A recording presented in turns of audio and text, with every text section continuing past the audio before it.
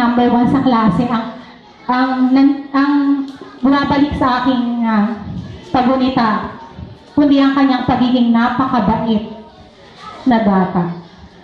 Kaya po muli, isa pong malaking karangalan at labis akong natutuwa dahil nakita ko po siyang muli. Narito po ang ating panauhing pandangal sa araw ng pagkilala, Binibining Ana Marie Consular Seron. Palakpakan po natin siya.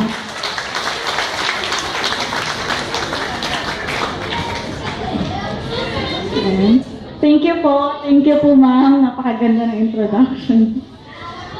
Magandang tanghali po sa inyong lahat, sa mga teachers and principal na nandito, sa mga parents na proud sa inyong mga estudyante, at sa mga may parangal ngayon na mga estudyante. Magandang tanghali sa inyo. At naiyaman ako kasi first time ko to. Excited ako kasi makaka-share ako ng aral sa inyo. At napakahalaga ng araw na ito para sa mga batang may parangal ngayon. Noon kasi nung ako yung nasa kalagayan nyo, proud na proud ako sa sarili ko. And syempre, naiyak ako. Triple yung saya ng mga magulang nyo. At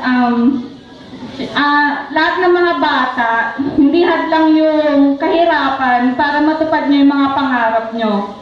Kasi ako, nung kinder ako, wala pa akong award. Hindi ako first honor nung kinder. Mabagal ako. Nauhuli ako sa exam. Pero yung teacher ko, lagi akong hinihintay matapos ng exam. Naiyak ako. Hinihintay niya ako matapos ng exam, tapos